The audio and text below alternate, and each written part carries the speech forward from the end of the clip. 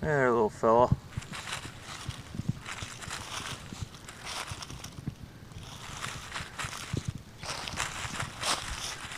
Where are you going?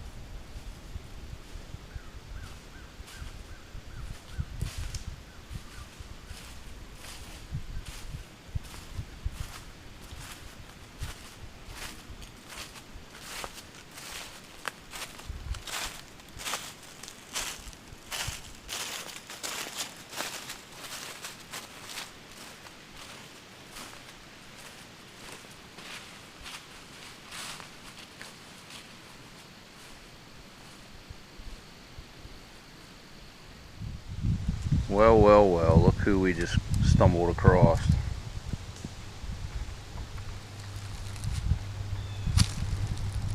One of our black snakes.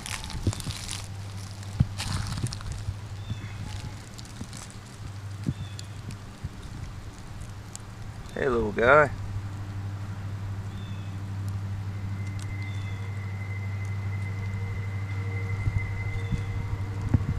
Glad to see you're out here and not in the garage. You mad at me?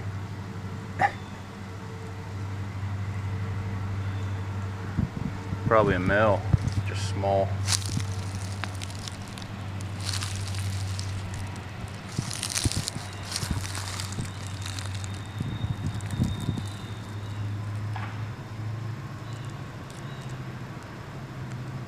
I'm not gonna bother you.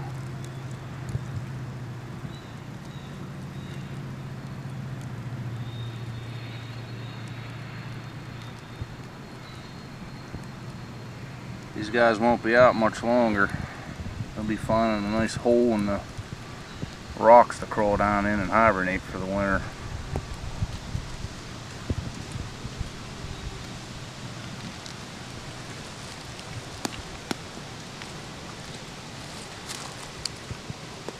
See you, buddy. See you in the spring.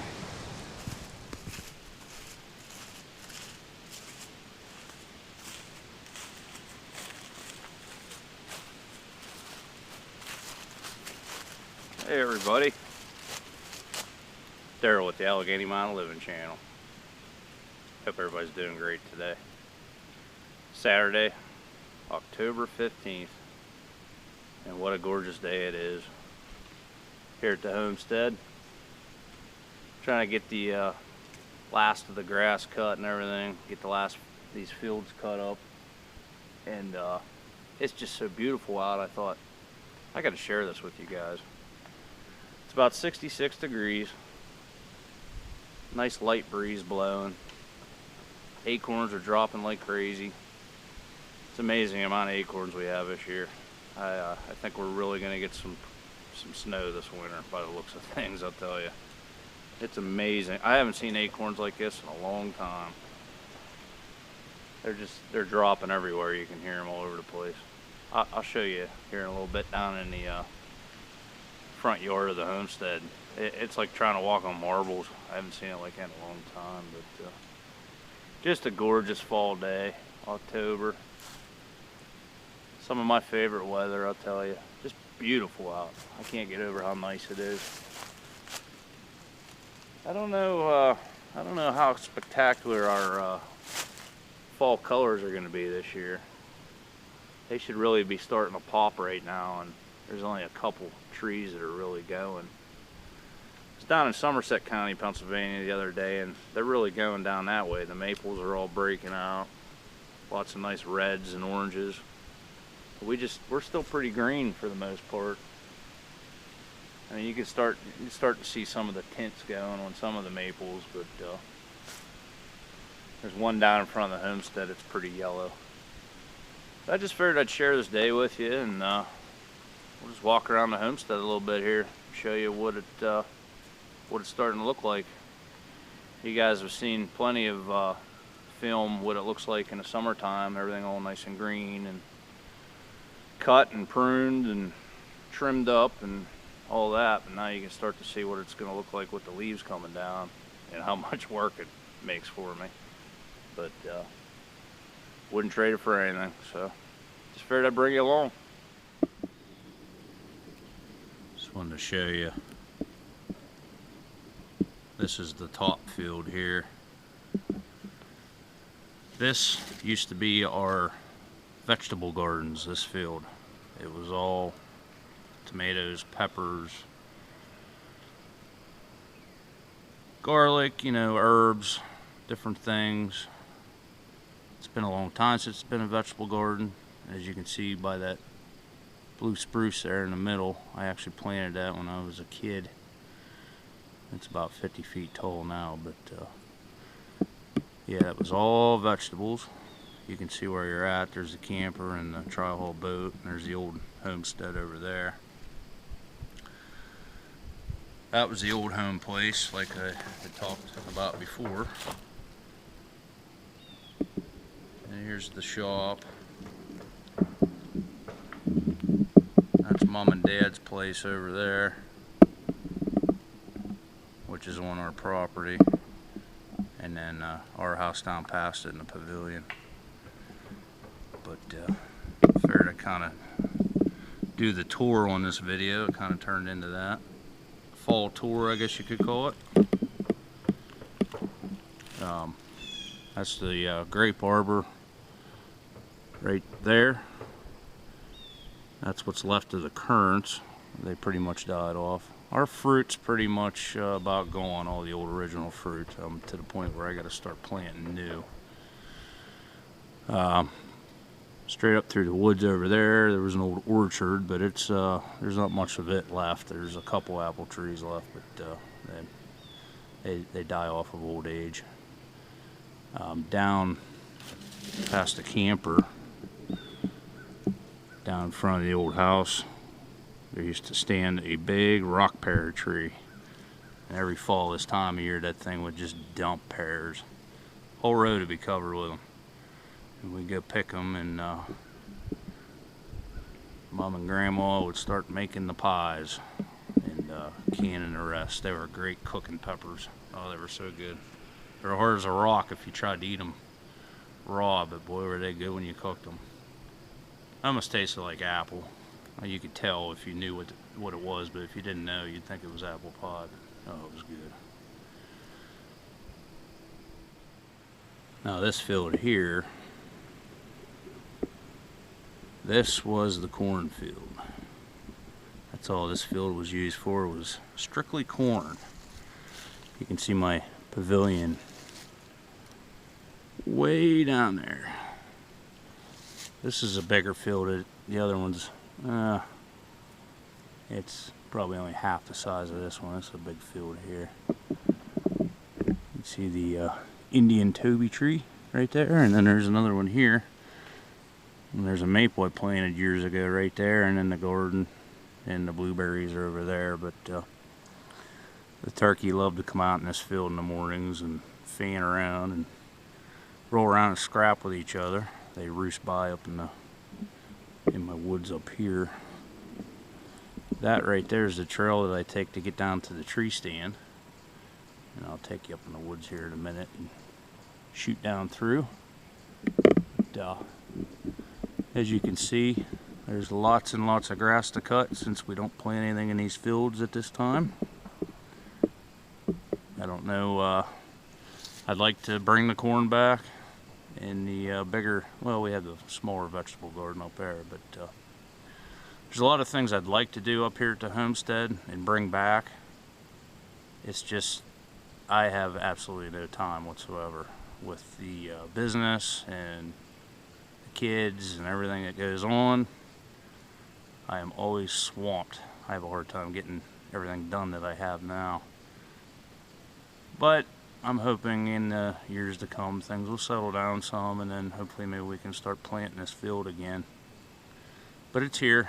It's sitting idle, just waiting. Another thing was up, well, you can't see it from here, I'll take you over and show you the other angle, but straight up in the woods up that way used to be the barn, which is no longer here. And the animals used to graze across the ridge up here, up through and back towards the barn. So I'll take you up here in the woods and show you up through there so you can see that perspective. Here's the right out here is the trail that I was just showing you coming up in from the field.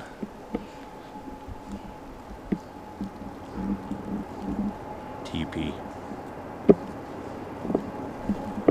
Hey, there's a bunch of deer. How about that? I thought I heard deer. Darn. Not gonna be able to see them.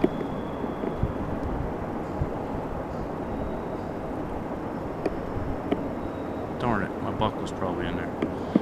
Anyhow, this ridge runs the whole way up. And then there's this bench down here.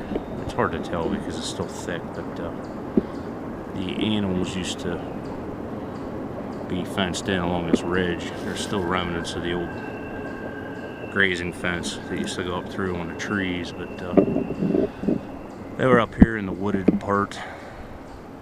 It was nice and shady for them, and they could graze all through here. I'll take you up above here. You can get a better look at what it looks like. Just a little better view of how the ridge is.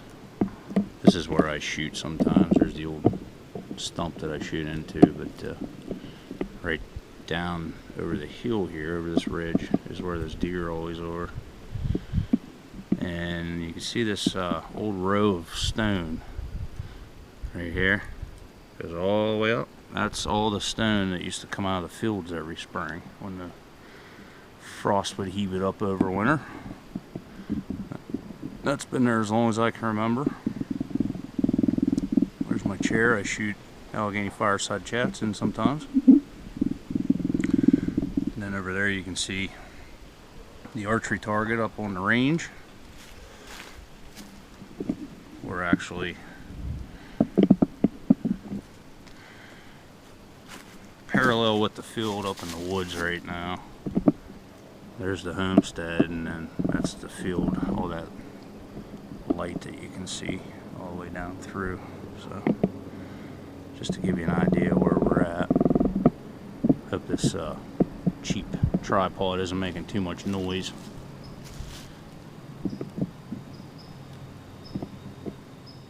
Came down out of the woods now. That's the top of the field. You can see where my tractor is, and there's the pavilion. We were up in the woods, up over at the ridge up there, but here's the homestead.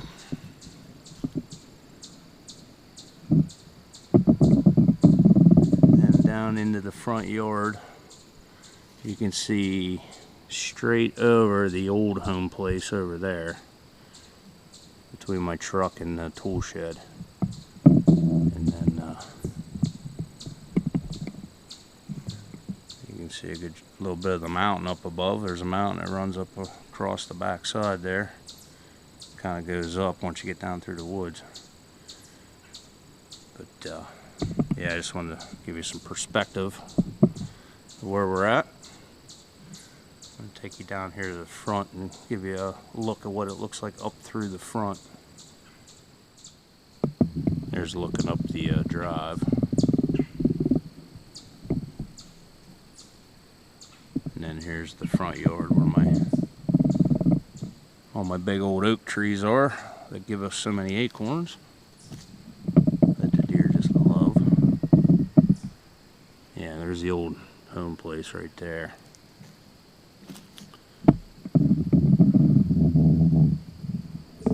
And then, I don't know if you guys seen the video about trying to expand the homestead, but all these woods are what I just purchased in that tax sale at the beginning of October. So that's all now part of the homestead. Goes over to a cabin that's up there in the woods, log house. So we own everything on both sides of the road now.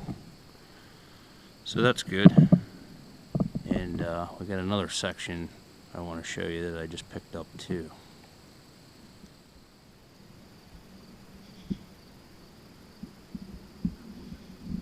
There's a pretty maple tree. That one's looking nice. Hopefully all the other ones start doing that too. Because I really want you guys to see what it's like up here when all the trees are all colored out. Here's that property. Like I said, I already had owned everything from the pine trees up on that side. Now I own all those woods also. And then not long ago, after that sale, I didn't make a video about it yet, but I just purchased everything from the edge of the woods down. So now that's all ours, or will be as soon as I get the final paperwork. I'll take you down here to the edge of the yard and give you a better look. Down here at the front corner, there's the old home place. And here's that parcel that I picked up, the wooded section. No big timber, it's all smaller stuff, foot and under, but it's a nice chunk of property, and it would be a beautiful place to put a shop right in the center and then leave the rest wooded. Now, you see that yard right here?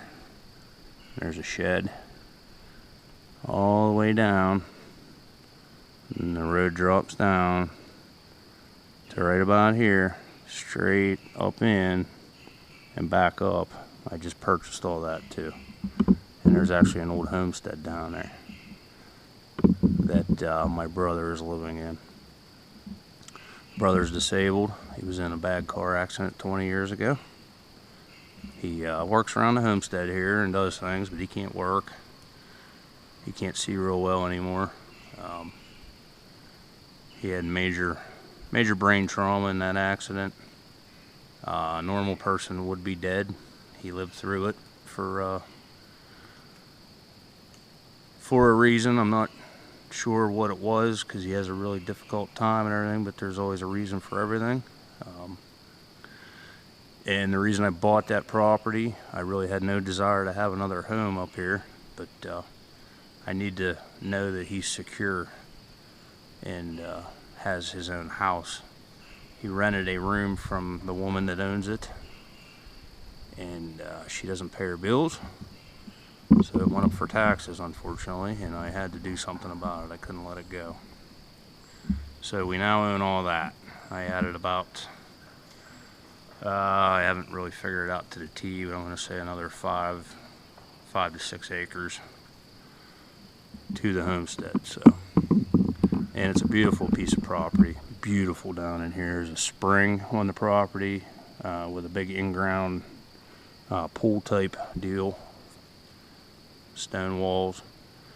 It always runs, never dries up. It's one of the last springs up here, actually. All the other ones are gone. They all went underground into the mines. But yeah, it's a really nice, beautiful property. And at this point now, all the kids will be set, and we'll be able to have a chunk of the homestead and either move into the houses that are existing, or they could build. And like I said, I'm kicking the idea around about putting a new shop up in the center of this.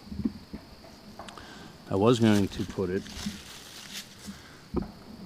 up here where the old homestead is. When I take that down, I was going to put the shop back in there, but I think we're going to go with putting it right here, because this is a better location, and I can leave that all open up in there. That way, if one of the girls eventually want to put a house up in that section, they can. I think it makes more sense. The house on the new property down here is old. It's as old as my homestead, if not older, the original part, and it's not real good. I mean, he's got it fixed up the best he can with the limited amount of funds and resources he has. It looks pretty nice for what it is, but it's not worth much at all, you know. It's probably lucky if it's a $30,000 or $40,000 house. So, but it's a shelter. It's solid. It's all there. It's a place for him to live, and like I said, he's secure. So, and someday when we're all gone, if somebody wants to put a new house up there, it's a beautiful, beautiful property, and it's just my extension of the homestead, you know. So here we are over across the road now, and this is the side where I showed you the new property. There's a beautiful maple tree, and that's the front yard. There's the tool shed. There's the homestead. See, I got all the firewood done and piled in over there, so that's good. We actually started burning already. I had a couple nights that were down in the 30s.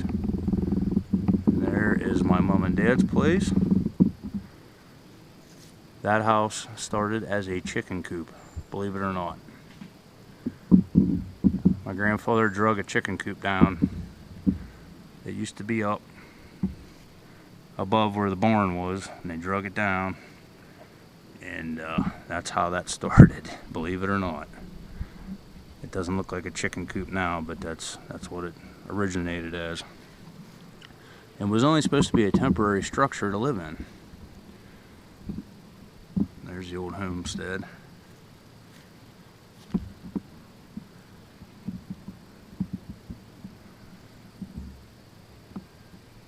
You can see what I was saying about how beautiful it is out. Perfect day to shoot this video.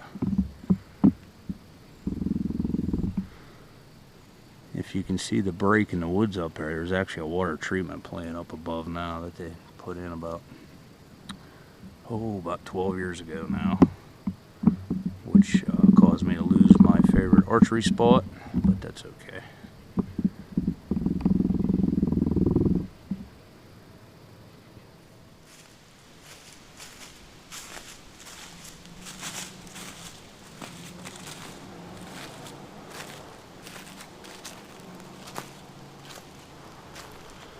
We're roughly at the spot of where the barn used to be. It was in this area up here. No major amount of animals, just enough for the family, you know. 2 cows, a couple pigs, you know, chickens. Just what they needed, you know, to survive on. This homestead was pretty self-efficient. Vegetables, fruit, you know, apple trees, pear trees, northern peach trees, grapes, blueberries, currants, blackberries, raspberries, you know, all the usual fruits that you would have. The coop was up here, the chicken coop, like I was saying, which was drug down to create my parents' house. Now you're probably wondering how this all came to be up here. As I titled the video, we were homesteading before homesteading was cool. As you guys all know, there's this big homesteading thing, which is great. I'm not trying to say it's not. You know, a lot of folks are getting out of the cities and getting property of their own and starting to do their thing, and I think that's great. There's no better of a place to raise your children than out in this environment. I mean, to grow up running around in these woods and building cabins and seeing black snakes and deer and, you know, bears coming right down to the house, you know, it's a great life experience, and it's a way of growing up that you learn so many life lessons just from nature. And I think you have a better sense growing up this way of nature and everything and how the world revolves, because everything relates, you know what I mean? The way this property came about was late 1800s. My great-grandfather came over on the boat from northern Italy. Somewhere in the mountains of northern Italy he was from. I'm not sure exactly where. I think from the research I've done, it's called Aosta Valley. But I don't have any real documentation on that. But we know it was in that area somewhere. And there were already relatives here whenever he moved here or when he got the property. Now, I don't know if he got this as soon as he come over or if he lived somewhere else, how that all went, but up above on the mountain over there is the old original homestead that was up here. And how that came to be was there's a reservoir, the dam down over the hill. When they decided they wanted to build that dam in the late 1800s, the family that lived there, they had a big huge farm, they owned all that ground. Well, the county or whoever it was traded that land where they wanted to put the dam, the reservoir, for all of this whole mountaintop. So they settled in, built the first homestead up there, and then they actually subdivided it all out. And at that time, my great-grandfather had come over and ended up purchasing chunks of it. It was all bought at different times. The old homestead over there, that was a foundation of a house that burnt down when they come here. They actually built that house new on top of the old foundation. My house was older and there before that house. They actually lived in my house until they had too many kids, and then he ended up building that place.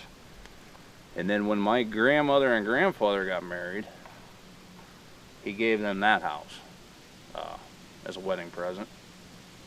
And they lived there all their lives for the most part.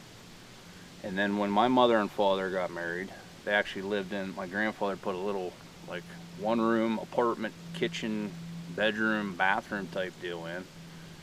And that's where they lived till they had my three oldest brothers. And then at that time, which would have been early 50s, my grandfather drug the coop down and started building like a small, just one-story, real small house right there. It was almost just temporary housing. But it ended up becoming a permanent house. It got added on, and second story put on, and added on this way, and the kitchen expanded, and it grew into that.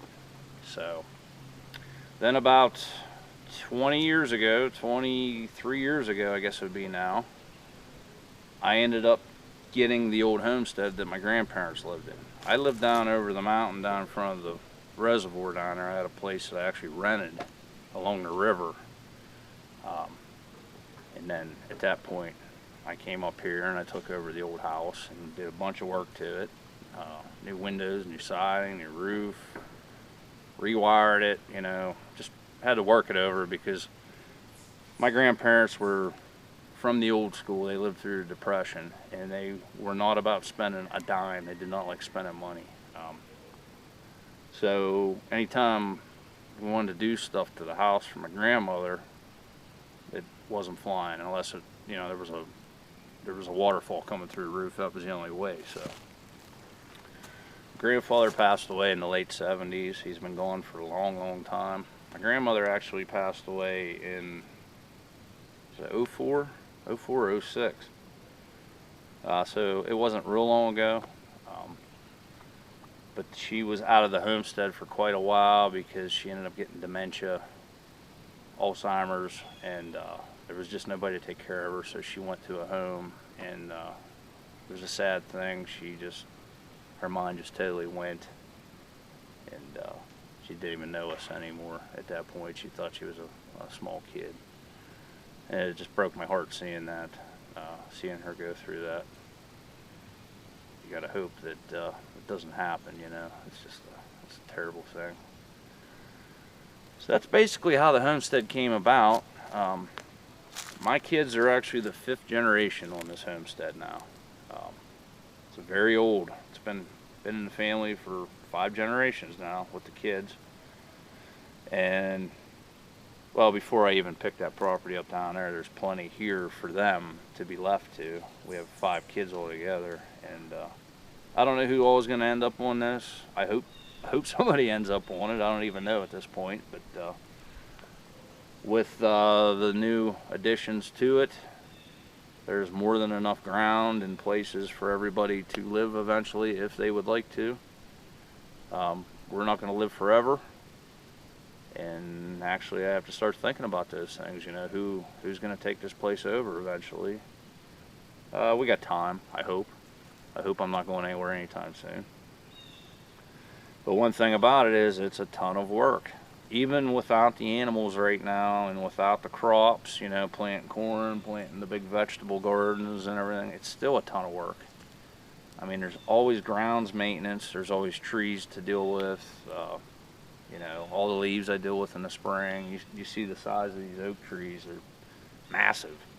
And they dump the leaves, you know, and you got to clean them up. You got to keep the place looking good, you know. I work hard to keep it really nice, and you guys have commented on it before, you know, about how it always looks so good, you know. Do you take care of it, or who does all the work and everything? And I do all the work.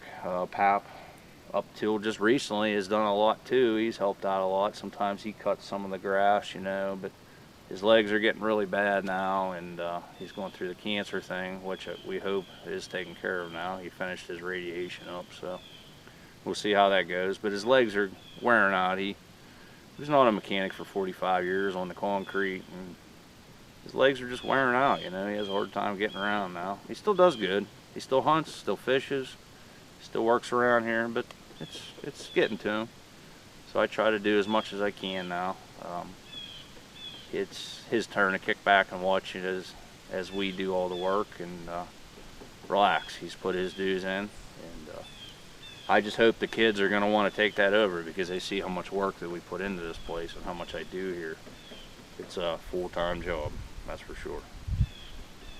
But like I said, I wouldn't trade it for anything. I will never move. I will die here, I hope.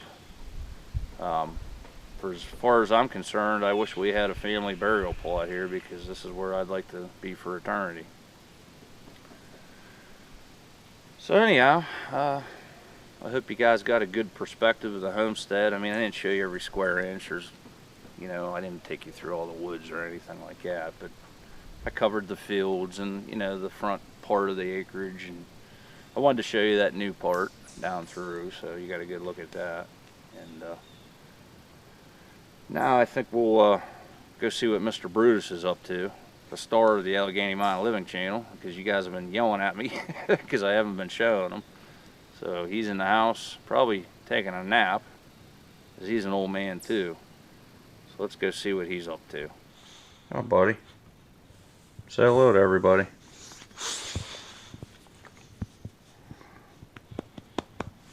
Hey. Yeah, let's go up to the kitchen where everybody can see. Hey.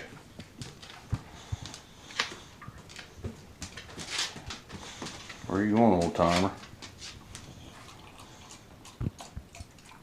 It's not nice to eat in front of people, you know. Hey, come here. Brady. Come here. Come here, bud. Brutus. Say hi to everybody. Flapping your gums. Hey, old man. Look here. Yeah. He's camera shy. He's always camera shy, huh? Old timer, how you doing? You're doing pretty good, huh, buddy? Better than you were, right? Better than you were. See his back leg. See, it looks pretty good. Looks pretty good, huh, bud? Alright, go eat your dinner. Everybody's missing you. I was getting yelled at. Yeah.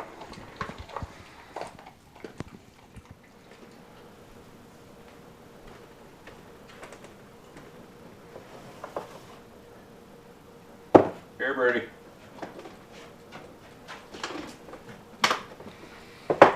Hey, old man. Want a cookie? You want a cookie? Oh.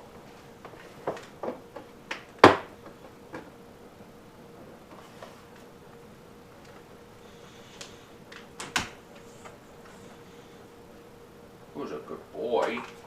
Who's a good boy? There he is. There's the old man. He loves his cookies. Don't you, buddy? Oh yeah, give me 5. Good boy. That's a good boy. Everybody's missed you on the channel. Everybody's missed you. Was that good?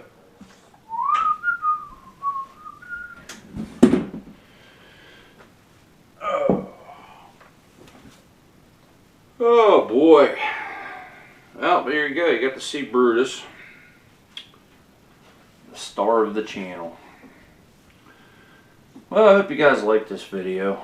I've been wanting to shoot a good tour of the homestead like that for a while now. Don't hit the camera, old man. Don't mind the sound of gums flapping. That's just the old man eating his dinner. But yeah, I've been wanting to shoot a video like this for a while, and I thought, what a better time to do it than in the fall. I wish the colors would have been a little more vivid on the leaves, but if they change more here, I'll do another kind of scenery video for you guys so you can see what it looks like with all the leaves changed. One thing I forgot to tell you about my grandfather, or great-grandfather, geez, old man. Before he came over, when he was still in Italy, he was a shepherd, and he about starved to death over there. That's why he came here. And he basically lived the American dream, raised a family, owned his own property, built his own houses, multiple houses. There was other houses than what are here too. There was a house over here and a house over from that was my great uncle's.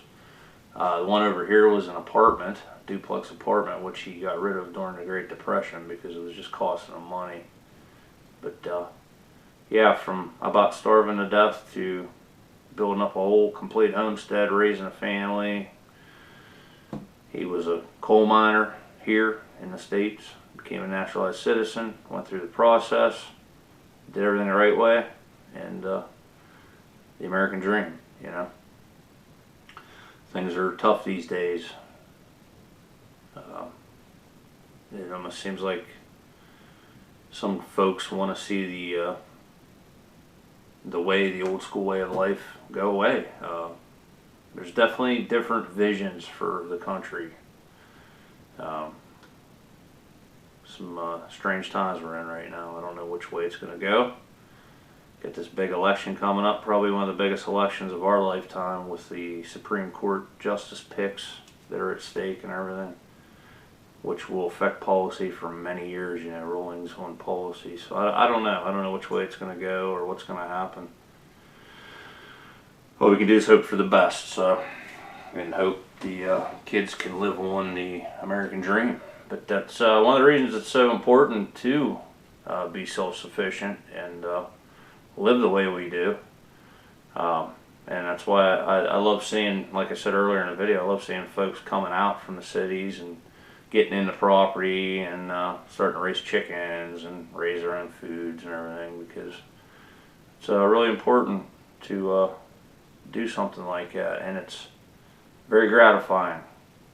It's you'll never know a better feeling than going out and picking your own eggs from the chicken coop and going to get some peppers out of the garden, and then cracking open a jar of your own maple syrup that you tapped, cooked, and processed and canned in the spring, you know, for breakfast.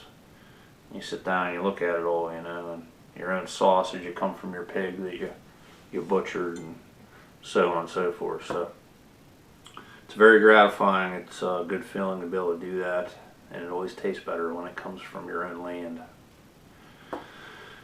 So I think I'm probably going to end the video here. I've rambled on long enough on this one. I hope you guys are still here with me. I might be talking to myself at this point.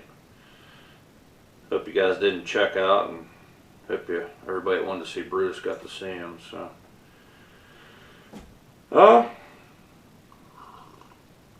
if you want to follow us on Instagram, you can follow us at Allegheny _mountain_living.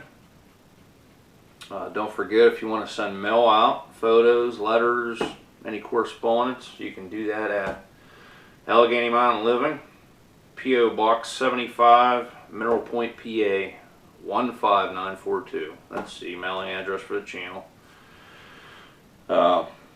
Thank you to all the new subscribers and all the current subscribers for all your support, your positive comments.